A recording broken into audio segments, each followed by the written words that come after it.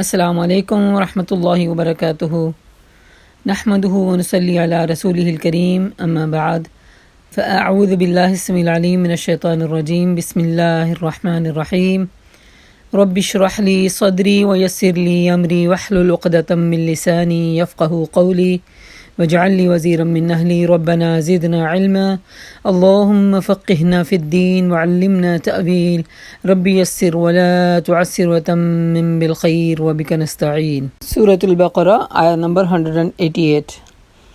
أعوذ بالله من الشيطان الرجيم بسم الله الرحمن الرحيم ولا تأكلوا أموالكم بينكم بالباطل وتدلوا بها إلى الحكام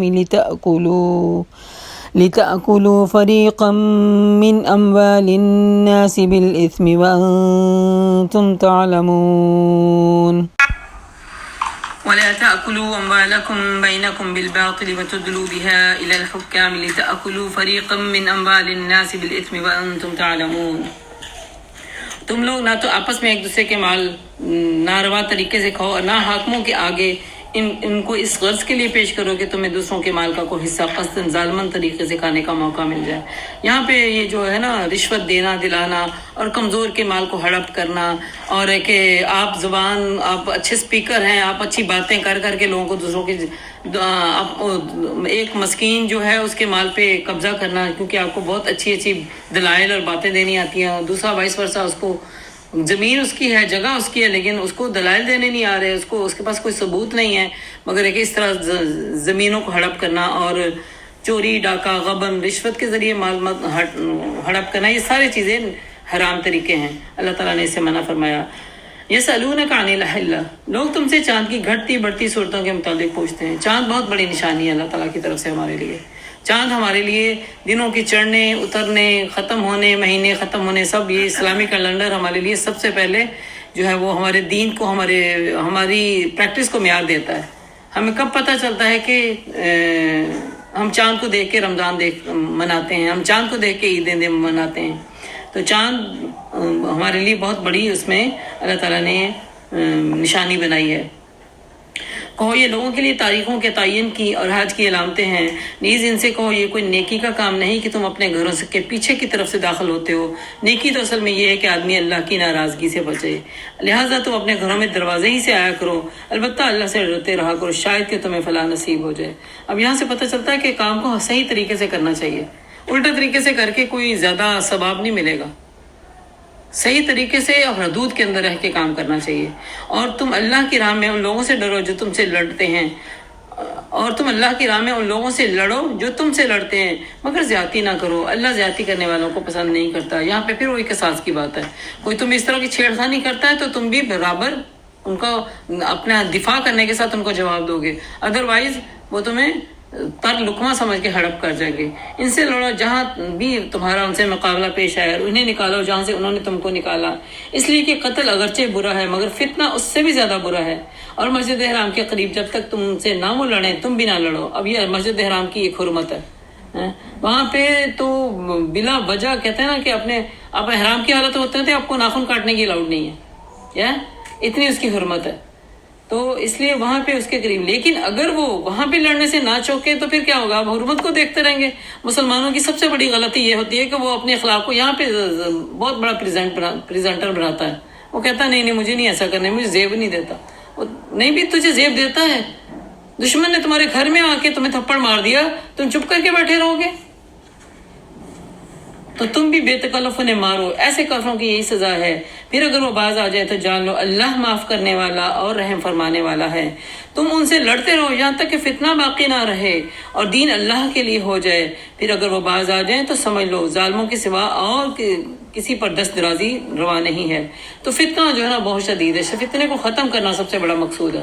فتنہ بعض اوقات ہوتا ہے کہ فیملی ٹرمز میں اکٹھے رہنے میں فتنہ مارنا تو علیحدہ ہو جاؤ, اگر علیحدہ ہونے میں فتنہ کریٹ ہو رہا ہے تو اکٹھے ہو جاؤ. تو یہ اللہ تعالیٰ نے ایک جسٹس والا اصول دیا ہے، الشہر الحرام بالشہر الحرام، ماہ حرام کا بدلہ ماہ حرام ہی ہے، اور تمام حرمتوں کا لحاظ برابری کے ساتھ ہوگا، لہٰذا جو تم پر دست درازی کرے تم بھی اسی طرح اس پر دست درازی کرو، البتہ اللہ سے ڈرتے رہو اور یہ جان رکھو کہ اللہ انہی لوگوں کے ساتھ ہے جو اس کی حدود کو توڑنے سے پرہیز کرتے ہیں۔ وَأَنفِقُوا فِي سَبِيلِ اللَّهِ وَلَا تُلْقُوا بِأَيْدِيكُمْ إِلَى التَّهْلُكَةِ، اللہ کی راہ میں خرچ کرو اور اپنے ہاتھوں اپنے آپ کو ہلاکت میں مت ڈالو، احسان کا طریقہ اختیار کرو کیونکہ اللہ محسنوں کو پسند کرتا ہے۔ محسن تو وہ ہوتا ہے نا جو اپنی جان کے اوپر گزر کے حق سے زیادہ عطا کرنے والا ہو، اپنی جان کو گھلا کے حق سے زیادہ دینے والا ہو، تو اللہ ایسے خرچ کے اوپر ترغیب دلاتا ہے۔ اللہ کی خوشنودی کے لیے جب حج اور عمرے کی نیت کرو تو اسے پورا کرو، اور کہیں گر جاؤ جو قربانی میسر ہے تو اللہ کی جناب میں پیش کرو، اور اپنے سر نہ مونڈو یہاں تک کہ قربانی اپنی جگہ پہنچ جائے۔ مگر جو شخص مریض ہو یا جس کے سر میں کوئی تکلیف ہو، اس بنا پر اپنا سر منڈوا لے تو اسے چاہیے کہ فدیے کے طور پر روزے رکھے یا صدقہ دے یا قربانی کرے۔ اگر سر میں تکلیف کی وجہ سے سر نہ منڈوا سکے تو 3 کام کرنے ہوں گے، یا تو فدیے کے طور پہ روزہ رکھے، اور یا پھر صدقہ کرے یا پھر قربانی کرے۔ پھر اگر تمہیں امن نصیب ہو جائے تو تم حج سے پہلے مکہ پہنچ جاؤ۔ جو شخص تم میں سے حج کا زمانہ آنے تک عمرے کا فائدہ اٹھائے وہ حسب مقدر قربانی کرے، اور قربانی میسر نہ ہو تو 3 دن کے روزے حج کے زمانے میں اور 7 گھر پہنچ کر، اس طرح پورے 10 دن کے روزے ہو جائیں گے۔ اب یہ ایسے لوگوں کے لیے جن کے پاس قربانی نہیں ہوتی، یہ رعایت لوگوں کے لیے جن کے گھر مسجد حرام کے باہر ہیں، جن کے گھر بار مسجد حرام کے قریب نہ ہوں، یعنی باہر رہتے ہوں، حدود حرم سے باہر رہتے ہوں۔ اللہ کے ان احکام کی خلاف ورزی سے بچو اور خوب جان لو کہ اللہ سخت سزا دینے والا ہے۔ الحج اشہر معلومات، حج کے مہینے سب کو معلوم ہیں۔ جو شخص ان مقرر مہینوں میں حج کی نیت کرے اسے الرٹ رہنا چاہیے، خبردار رہنا چاہیے کہ حج کے دوران میں اس سے کوئی شہوانی بات نہ ہونے پائے، کوئی بدعملی نہ ہونے پائے، کوئی لڑائی جھگڑے کی بات سرزد نہ ہونے پائے۔ اب عموماً دیکھا ہے حج کا سفر تو باندھتے ہیں لیکن بہت زیادہ مزاج کی تلخیاں سامنے آ جاتی ہیں، میاں بیوی میں لڑائیاں بہت ہونی شروع ہو جاتی ہیں، جو ہم سفر ساتھ ہیں ان میں ناچاکیاں شروع ہو جاتی ہیں۔ تو اس سے کیا کہا گیا، منع کیا گیا ہے، اور یہ ہر انسان سیکھے گا تو منع ہوئے گا۔ تو میاں بیوی میں یا تو پھر ہے کہ شدت سے غصہ شروع ہو گیا، یا پھر وائس ورثہ وہ دوسرا کہتے ہیں رومانس شروع ہو گیا۔ دونوں ہی منع ہے، دونوں ہی منع ہے، نہ تو لڑائی جھگڑا کرنا ہے تو نہ ہی ادب پیار محبت کی باتیں کرنی ہیں۔ اور جو نیک کام بھی تم کرو گے اللہ کے علم میں ہوگا۔ سفر حج کے لیے پھر زیادہ راہ ساتھ لے جاؤ، ایسا نہ ہو کہ حج کی نیت کر کے خرچہ کر کے تو نکل گئے، وہاں جا کے اب کھانے پینے کی محتاجی لوگوں سے مانگتے پھرتے، لا حول ولا قوت۔ سب سے بہتر زیادہ راہ تو پھر کیا ہے؟ تقویٰ ہے، پھر تقوی کی بات ہو رہی ہے۔ بس اے عقل والو میری نافرمانی سے بچو۔ اگر حج کے ساتھ ساتھ تم اپنے رب کا فضل بھی تلاش کرتے جاؤ تو اس میں کوئی مذائقہ نہیں۔ مطلب بعض اوقات ہوتا ہے لوگ اپنی جو تجارت کرتے ہیں اس کے کچھ آئٹم وہاں لے جاتے ہیں، پتہ چلتا ہے وہاں پہ بہت زیادہ ٹوپیوں کی ڈیمانڈ ہوگی، کھجوروں کی ڈیمانڈ ہوگی، کیا نام ہے، تسبیحوں کی ڈیمانڈ ہوگی، تو وہ اگر کوئی اس طرح کا سامان ساتھ لے جاتے ہیں، چل تھوڑا سا کمائیں گے، وہیں سے کما کے اپنی پاکٹ منی بنائیں گے اور اپنا گزارا کریں گے، تو لا حرج، اس میں اللہ تعالیٰ نے بتا دیا کہ اس میں کوئی گناہ نہیں ہے۔ پھر جب عرفات سے چلو تو مشعر احرام مزدلفہ کے پاس ٹھہر کر اللہ کو خوب یاد کرو، اس طرح یاد کرو جس طرح ہدایت اس نے تمہیں دی ہے، ورنہ اس سے پہلے تم لوگ بھٹکے ہوئے تھے۔ پھر جہاں سے سب لوگ پلٹے وہیں سے تم بھی پلٹو اور اللہ سے معافی چاہو، یقیناً وہ معاف کرنے والا اور رحم فرمانے والا ہے۔ مشرکین مکہ عرفات میں جانے کے بعد مزدلفہ میں جانے اپنی حد تک سمجھتے تھے، اور وہ کیونکہ حج تو شروع سے ہوتا آ رہا ہے نا، چاہے وہ اس کے ٹرمز بدل گئے تھے، وہ عرفات میں جاتے تھے اور عرفات سے وہیں واپس پلٹ کے آ جاتے تھے۔ مزدلفہ میں جانا اپنی توہین سمجھتے تھے۔ مزدلفہ میں کیا ہوتا ہے؟ ہر عام خاص کہاں پہ ہوتا ہے؟ فلور پہ۔ کوئی امیر نہیں، کوئی بادشاہ نہیں، کوئی غریب نہیں، کوئی فقیر نہیں، تو ان کو فیل ہوتا تھا جیسے یہ ہماری عزت کے خلاف ہے۔ تو اللہ نے کہا نہیں، تم نے سب نے وہی، کیونکہ اس وقت کسی کا کوئی بڑا پن نہیں ہے، سب برابر ہیں اللہ کی نظر میں۔ اگر عرفات میں جمع ہوئے ہیں تو سب کو مل کر مزدلفہ میں جانا پڑے گا، اور وہیں پہ اسی طرح فلور پہ سونا پڑے گا جس طرح عام انسان سوتے ہیں۔ کیونکہ اللہ تعالیٰ معاف کرنے والا اور رحم فرمانے والا. فَإِذَا قَضَيْتُم مَنَاسِكَكُم، پھر جب تم اللہ کے مناسک حج کے مناسک پورے کر چکو تو پھر اللہ کو یاد کرو. کس طرح یاد کرنا چاہیے؟ جیسے اپنے باپ دادا کو یاد کرتے ہیں، جن سے محبت کرتے ہیں ان کو یاد کرتے ہیں نا. اٹھتے بیٹھتے ہیں، ان کی باتیں کرتے ہیں، ان کو یاد کرتے ہیں. انہوں نے یہ کہا تھا، کچھ کھانے لگتے ہیں تو یاد آ جاتا ہے یہ ان کو بہت پسند تھا. تو اللہ کہتے ہیں اس وقت یہ چھوڑ کے مجھے یاد کرو. جیسے اپنے لورز کو تم یاد کرتے ہیں نا، خاص طور پہ اباء و اجداد کو، اس طرح مجھے یاد کرو، اس سے بھی زیادہ بڑھ کے. مگر اللہ کو یاد کرنے والوں میں کچھ ایسے لوگ ہوتے ہیں جو وہاں جا کے صرف کیا کہتے ہیں، رب ہمارے ہمیں دنیا میں سب کچھ دے دے. اللہ فرماتے ہیں ایسے شخص کے لیے آخرت میں کوئی حصہ نہیں. حج کرنے کے لیے کیا جاتے ہیں؟ جب حج کرنے کے لیے جاتے ہیں صرف دنیا پانے جاتے ہیں. سب کی دعاؤں کی التماس بھی یہی ہوتی ہے، پلیز میرے لیے یہ دعا کرنا میرے بچوں کا رشتہ ہو جائے، پلیز یہ دعا کرنا میرا گھر مل جائے، پلیز یہ دعا کرنا میری جاب ہو جائے. ہاں ٹھیک ہے، ماننا منع نہیں ہے، لیکن وہاں اتنے بڑے منصب کو لے کے آپ جا رہے ہیں تو وہاں پہ آخرت کے لیے کچھ بھی نہیں پائیں گے. مگر اب بہترین دعا وہ ہے جو کوئی کہتا ہے ربنا آتنا فی الدنیا حسنہ وفی الآخرۃ حسنہ وقنا عذاب النار آمین. اے رب ہمارے ہمیں دنیا میں بھی خوب بھلائیاں دے اور آخرت میں بھی بھلائیاں دے. بہترین دعا ہے، کثرت سے کی جانے والی. اللہ کے نبی کثرت سے یہ دعا کیا کرتے تھے. دیکھیے جو بھلائیاں ہم چاہتے ہیں نا دنیا میں، ساری اس کوزے میں بند ہو گئی. ناروے کی بات ہے، ایک آنٹی تھی میرے پاس آئی، انہوں نے حج پہ جانا تھا. مجھے کہتے ہیں میری بیٹی مجھے بتا کوئی میں کیا مانگوں ادھر جا کے. میں نے انہیں یہ دعا بتائی تو کہتی لے اتنا دور سفر کر کے جا رہی ہوں، سفر صرف یہ چھوٹی سی دعا مانگو. میں کہا آنٹی جی اس میں سارا کچھ آ گیا، آپ کو جو دنیا میں ساری خیر چاہیے وہ آ گیا، اس میں 2 آخرت کی بلائیاں سب آ گیا. لیکن بعض اوقات لوگوں کو اس طرح سمجھ نہیں آتی نا. وہ سمجھتے کہ شاید جو کوئی مشکل، کوئی وظیفے، کوئی اذکار، کوئی کاؤنٹنگ، کوئی اس طرح کی چیز ہوگی تو وہ حج کا حق ادا کرنے والی ہوں گی. جبکہ اللہ کے نبی صلی اللہ علیہ وسلم اس دعا کو کثرت سے کیا کرتے تھے. رکن یمانی سے لے کے حجر اسود تک خوب اس دعا کا ذکر کرتے تھے، اور عام طور پہ بھی آپ کی زندگی میں یہ خوب دعا تھی. اور اس حسنہ میں پھر کیا ہے، دنیا میں ہر خیر جو اس طرح کی سکسیس ہمیں چاہیے وہ ساری اس میں انوالو ہے، اور آخرت میں ہر خیر، یہاں تک کہ اللہ کا دیدار بھی، جہنم سے نجات بھی، اللہ کے نبی کی شفاعت بھی، اللہ کے نبی کا قرب بھی، اللہ سبحانہ تعالیٰ کے قریب گھر بھی. جس طرح آسیہ علیہ السلام نے مانگا تھا نا، ربی بن لی عندک بیتن فی الجنہ. اللہ یہ ساری خیر اس میں مقفود ہے. اور کیا وقنا عذاب النار، اللہ ہمیں آگ کے عذاب سے بچا دے، آمین.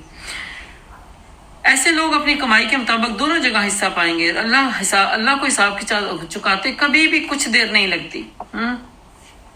وَاذْكُرُوا اللَّهَ فِي أَيَّامٍ مَّعْدُودَاتٍ. پھر حج کی گنتی کی بات ہو رہی ہے. یہ گنتی کے چند روز ہیں جو تمہیں اللہ کی یاد میں بسر کرنے چاہیے. پھر جو کوئی جلدی کر کے 2 ہی دن میں واپس ہو گیا تو کوئی حرج نہیں. جو کچھ دیر زیادہ ٹھہر کر پلٹا تو بھی کوئی حرج نہیں، بشرطیہ یہ دن اس نے تقوی کے ساتھ بسر کیے ہیں. اللہ کی نافرمانی سے بچو اور خوب جان رکھو کہ ایک روز کے حضور تمہاری پیشی ہونے والی ہے. اب کیا ہوتا تھا کہ اللہ کے نبی صلی اللہ علیہ وسلم کا جو آخری اور پہلا ہی حج تھا وہ، تو اس میں کچھ لوگوں نے 2 دن کے اندر اپنے سارے ارکان پورے کر لیے، تو ظاہرہ مینا سے وہ نکل کے واپس مکہ میں آ گئے، اور کچھ لوگوں کی دیر ہو گئی. تو دونوں میں شش و پنج پیدا ہوگی، پتہ نہیں ہم رائٹ ہیں کہ رانگ ہے. اللہ کے نبی صلی اللہ علیہ وسلم کے لیے پھر یہ وحی نازل ہوئی اور پتہ چلا کہ نہیں، دونوں ہی کام صحیح ہیں. اب آگے ایک کیریکٹر شروع ہو رہا ہے. وَمِنَ النَّاسِ مَن يُعْجِبُكَ قَوْلُهُ فِي الْحَيَاةِ الدُّنْيَا وَيُشْهِدُ اللَّهَ عَلَى مَا فِي قَلْبِهِ وَهُوَ لَدْهُ حِسَابٌ. چلیے یہ کیریکٹر ہے ایسے انسان کا جس کے اندر یہ بیماریاں اگر ہوتی ہیں تو اس سے بچنے کی ہمیں ضرورت ہے. اور کہا جاتا ہے کہ یہ منافقت کا ایک انتہائی درجہ ہے.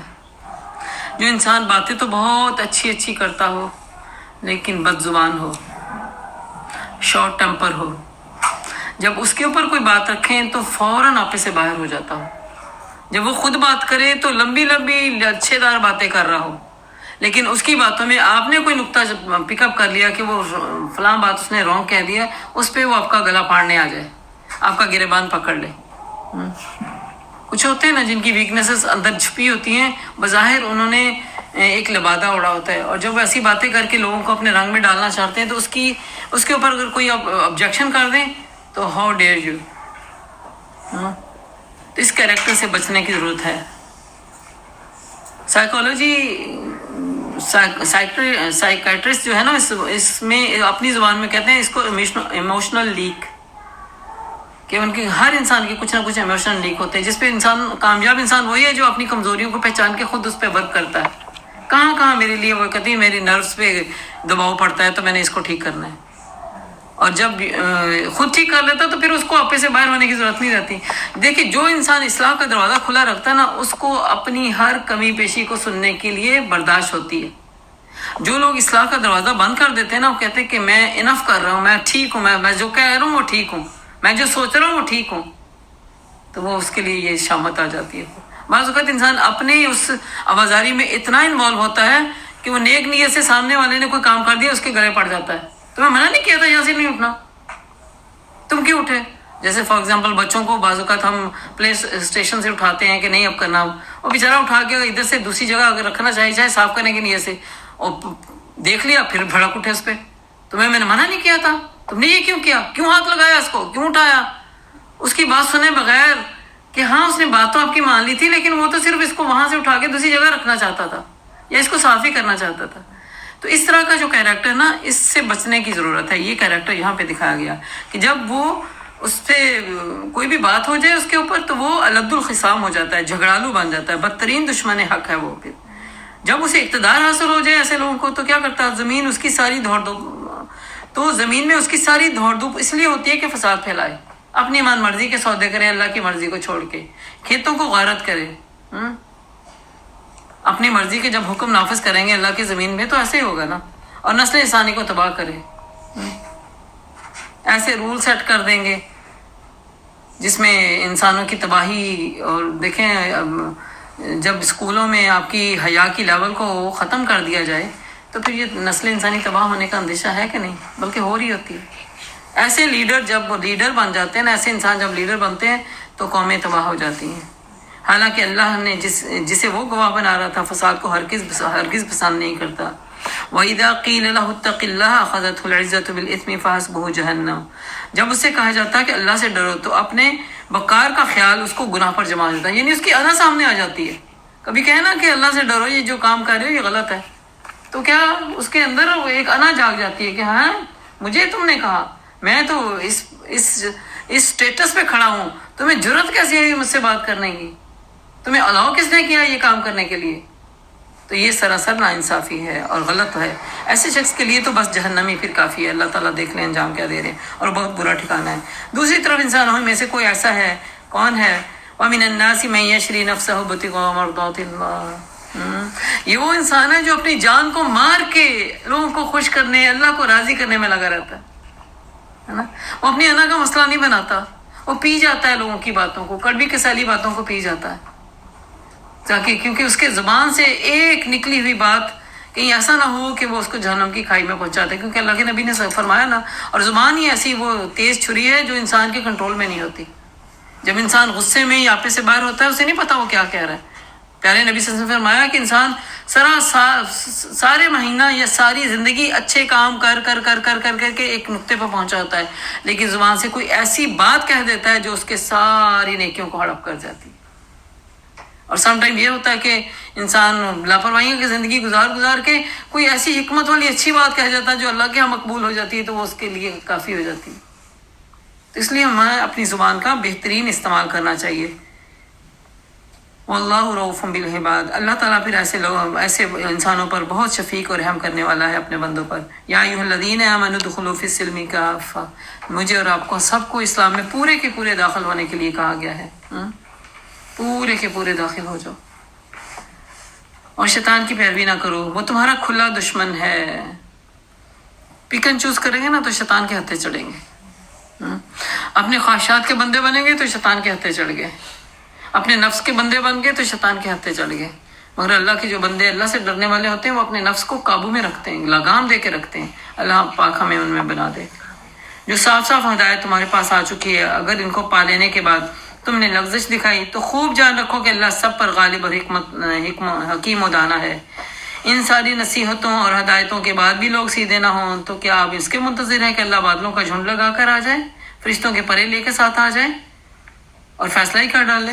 یہ کب ہوتا ہے؟ جب قوموں پہ عذاب کا فیصلہ ہو جاتا ہے نا، پھر اللہ تعالیٰ حکم دے دیتے ہیں بس اب کوئی چانس نہیں، کوئی ریپینڈ نہیں، وَإِلَى اللَّهِ ترجع الامور، آخرکار سارے معاملات تو اللہ کے حضور ہی پیش ہونے والے ہیں۔ وآخر دعوانا ان الحمد للہ رب العالمین، سبحانک اللہم وبحمدک، نشہد ان لا الہ الا انت، نستغفرک ونتوب الیک۔ اللہ پاک سے دعا کرتی ہوں جو کچھ ہم نے سیکھا سمجھا پڑھا اس پہ عمل کرنے کی توفیق عطا فرمائے، اور جو کچھ غلطی ہوگی اللہ پاک اس سے درگزر فرمائے۔ اللہ ہمیں اصلاح والی زندگی عطا فرمائے، احسان کرنے والے عمل کی توفیق عطا فرمائے۔ اللہ ہمیں نفس کا بندہ نہ بنائے بلکہ اپنا بندہ بنائے۔ اللہ ہمیں خشیت والی زندگی عطا کرے۔ اللہ ہمیں اسلام میں پورے کے پورے داخل ہونے کی توفیق عطا فرمائے۔ ربنا تقبل منا انک انت السمیع العلیم وتب علینا انک انت التواب الرحیم، سبحانک اللہم وبحمدک، نشہد ان لا الہ الا انت، نستغفرک ونتوب الیک۔ السلام علیکم ورحمۃ اللہ وبرکاتہ۔ Hey everyone! Thanks for watching this video. I hope you enjoyed it. If you did, please hit that like button and subscribe to my channel for more videos like this. I also really appreciate it if you could leave a comment below. And don't forget to share this video with your friends and family, if you think they might enjoy it too. Thanks again for watching, and I'll see you next time.